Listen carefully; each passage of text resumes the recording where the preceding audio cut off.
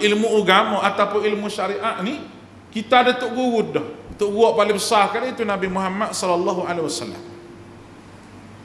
Dan penafsir Al-Quran ni bukannya kita baca lepas kita tafsir kok dah. Dia ada kena ngaji benda lagi. Dia panggil usul tafsir. Usul ni mudah-mudah kita kata kaedah dia. Nunggu dia. Ilmu agama ni ulama kita mari buat nunggu. Zaman Nabi tak ada usul tafsir. Zaman sahabat pun tak ada usul tafsir. Zaman sahabat tak ada usul hadis, zaman Nabi pun tak ada usul hadis. Buat gapo kepada usul mungkin nunggu dia ada dah. Itu Nabi. Tak payah gapo tanya Nabi.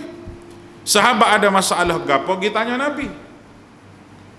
Apabila Nabi tidak ada, maka para sahabat pun ada lagi dekat dengan Nabi. Bila sahabat tak ada, mari anak murid sahabat ni kan. Dan Islam pula mulalah orang panggil berkembang pergi negeri lain. Lagu mana nak suruh orang lain tu faham Islam juga. Faham Islam, maka dia buatlah usul hadis. Nak faham hadis, usul tafsir, nak faham tafsir, usul fiqh, nak faham fiqh. Dan usul fiqh dalam setiap mazhab ni tak serupa.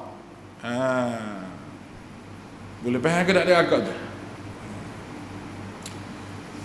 Supaya duk gegar dalam WhatsApp, orang atas kamu dan orang suruh jawab lah. Ada seorang tu dia kata minuman ni, air minuman ni ada diproses air kumbah. Si master ni jenama tu, hamba sebut jenama lah.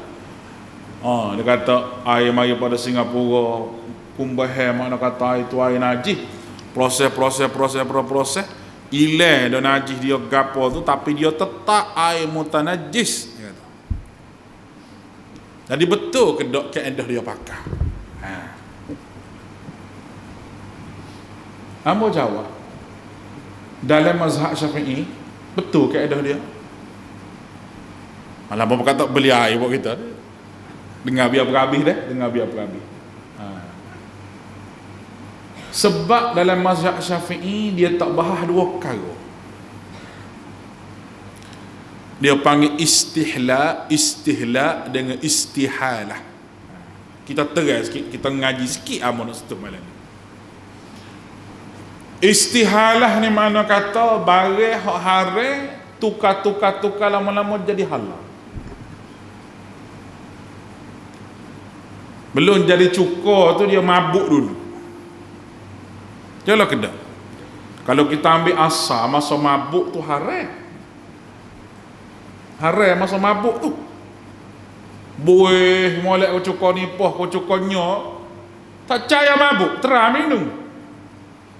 Golek lah tu. Masa mabuk tak boleh minum. Tapi bila lama perang, baik wah tamar kau lama-lama jadi cukur. Tu orang panggil istihalah. Barang hak haram tukar jadi halal. Yang kedua, dia panggil istihla, tenggelamnya barang haram itu. Mana kata benda ni daripada najis. Najis, hai kumbah, hai gapo lah kita kata kan. Dia proses tu, mungkin negara dia, air tak ada. Kita kata, dia pun proses barang tu, jadi bersih molek. Benda najis tadi telah tenggelam, telah tidak ada. Hamba buat contoh semua lah. Adik kakak besok pergi dekat orang ambil garam, ladai garam kan. Dia macam petok-petok supaya kita buat benda lah, buat sawah padi lah ni. Tapi garam, putih garam. Dalam ladai garam tu, bewok mampu. Dalam tu. Gapo dia lah tahu lah, mungkin dedah lagu tu kan. Mau tikuh, mau gapo, wallahu a'lam. Tapi dia mampu, dia mendak habis, dia tinggal garam saja. Tu orang panggil istihla, tenggelam. Istihalah dengan istihla ni tidak bicara dalam mazhab Syafi'i mana, tak bicara mana. Tak bicara mana. Jadi kalau pendapat dia sebut lagu tu kalau ikut satu pendapatnya, iyalah. Sebab tu kita kata mendakhilah. Bagi orang nak minum tak ada masalah, sebab banyak benda dah telah tenggelam, dah telah bertukar. Banyak perkara. Kalau kita nak bahas, benda ni banyak perkara. Benda tu tak ada dah. Sebab tu Dr. Sukhrawi Kita kena ngaji selagi dia panggil fiqh wal halal wal haram fil Islam. Fiqh halal dan haram dalam Islam. Buku ni Dr. Qaradawi tulis kerana orang Mesir duduk di Eropah, duduk di UK, duduk di Perancis, duduk di mana, tanya Universiti Al-Azhar berkenaan dengan soal makanan dan sebagainya. Al-Azhar tak larat nak jawab. Lalu Syekhul Azhar pada ketika tu tulis surat pada Dr. Qaradawi, suruh tulis satu buku. Orang panggil Fiqh Halal wal Haram. Maka Dr. Qaradawi pun tulislah satu buku fatwa dia, orang panggil masyhur lah, iaitu orang duduk di negara Eropah makan daging lembu. Daging lembu dia makan tu. Makan daging lembu tapi dimasak dengan wine. Wine itu karak dah ni. Hamba sebut jelas ni, duduk di negara orang Eropah, mana negara tu negara orang kafir.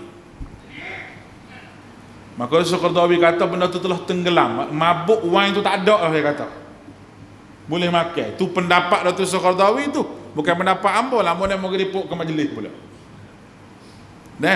Jadi dalam negara kita tak terpakar lah pendapat ni, kerana banyak lagi barang halal untuk kita makan.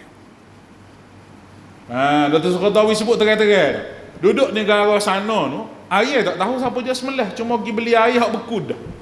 Pala pun kerat dah. Kalau kita teliti bab ni, kita kata duduk negara orang tu makan kering semua, ikan pun tak ada cara-cara. Nak makan hot dog pun tak ada benda-benda halal, kita kata. Payah juga nak makan. Kalau dia kata tak apa, tak nampak orang sembelih tak perlu ditanya. Nampak air pohon ke apa ambil. Dia benda tu air.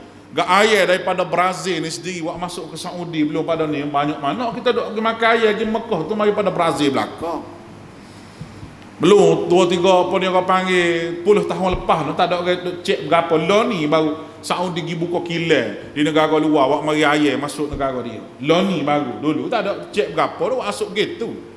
Kepih-kok je lah. Muka kita tak tahu mari mana ni. Bila kita tak tahu maka kita tidak perlu untuk bersoal jawab. Maka daging yang dimasak dengan wine, kalau kita pergi negara Eropah, benda tu daging, dia orang makan gitu hari-hari, dan makanan hak orang kata hak tidak dimasak tu tidak ada di negara tersebut. Maka Qaradawi kata makan sebab dia tidak memabukkan. Wine itu telah tenggelam. Tadilah istihalah dengan istihlak. Dia nak waktu ambil fatwa apa dia buat mari kaedah. Tetapi dalam negara hak umat Islam, maka kita kena makan ni orang Islam hak halal. Adik kakak jangan pergi Kuala Lumpur pula. Mereka kata ustaz kata halal ni keras sekali, dia kata stick masak dengan wine masuk kedai Cina, mampu kerah kita. Jangan ada tu bain, tu sedikit perbahasan. Baik. Bila Nabi Nuh nyesal, Tuhan kata mu tak sekecek banyak Nuh mu tak tahu. Aku tahu. Kalau mu tebal minta juga mu ni, aku nak memperingatkan kamu supaya kamu tidak tergolong daripada golongan hak jahil. Nabi Nuh berdoa pada Allah, qala rabbi inni a'udzubika an as'alaka ma laysa li bihi ilm wa illa taghfir li wa tarhamni akum minal khasirin. Dia kata wahai Tuhanku, aku berlindung denganmu daripada permintaanku kepadamu, dan tidaklah ada bagiku terhadapnya ilmu. Tak ada ilmu Tuhan aku minta tadi, aku tak tahu. Dan jika engkau memberi pengampunan bagiku, kasihani aku, nescaya menjadilah aku orang-orang yang rugi. Kalau kamu tak ampun dosa aku, tak kasihani aku, jadilah aku orang yang rugi. Ayat ni merupakan permohonan Nabi Nuh untuk bertaubat dengan Allah, dan Allah SWT jawab bahawa Allah Ta'ala telah terima taubat dia. Itu taubat Nabi Nuh. Dosa bukan kata taubat dosa besar ni, salah minta dengan Tuhan. Salah minta dengan Tuhan dalam keadaan dia tak faham apa dia hak Tuhan royak. Moga awal Allah Taala royak bahawa keluargamu akan diselamatkan. Dia kira selamat belakalah walaupun hak kafir. Tuhan kata dak, keluargamu di sini makna kata keluarga yang beriman. Yang beriman aku selamat. Mu jangan duk mintalah bagi hak mu tak tahu. Jaga-jaga takut mu jadi orang yang jahil. Dia pun cepat-cepat minta dengan Allah, ya Allah minta tolonglah ampun dosa aku, kerana aku tak tahu bagi aku minta, salah faham. Lalu Allah Ta'ala ampunkan dia. Seterusnya taubat Nabi Ibrahim alaihissalam. Baik. Taubat Nabi Ibrahim ni Allah Ta'ala juga sebut tentang istighfar Nabi Ibrahim. Belum pada kita pergi, kita kena tahu Ibrahim ini Tuhan sebut Khalilullah, kekasih Allah. Khalil makna kekasih dia. Allah Ta'ala sebut dalam Quran, Rabbana ghfirli wa liwalidayya wa lil mu'minina yawma yaqumul hisab. Surah Ibrahim ayat 41. Wahai Tuhan aku, Engkau berikanlah pengampunan bagiku dan bagi kedua ibu bapaku dan bagi orang mukmin pada hari perhitungan akan berlaku nanti. Dia juga berdoa, wallazi atma'u an yaghfira li khati'ati yawmaddin. Surah Asy-Syu'ara ayat 82. Dan yang aku berharap dengan pemberian pengampunannya bagiku akan dosa-dosa pada hari kiamat. Baginda juga berdoa, wa arina manasikana wa tub alaina innaka antat tawwabur rahim. Dan engkau tunjukkanlah kepada kami peribadatan kami. Manasikana di sini maknanya tempat ibadah musim haji. Dan engkau terimalah taubat dari kami, sesungguhnya engkau benar-benar yang maha menerima taubat lagi amat mengasihani. Surah Al-Baqarah ayat 128. Baik, kita tengok Nabi Ibrahim pula. Kalau nak kira Nabi Ibrahim ni orang yang paling banyak berdoa dengan cara bijak dengan Allah.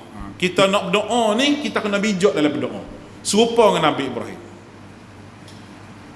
Nabi Ibrahim apabila dia berdoa kepada Allah Ta'ala, benda hak dia tak tinggal, ibu bapa,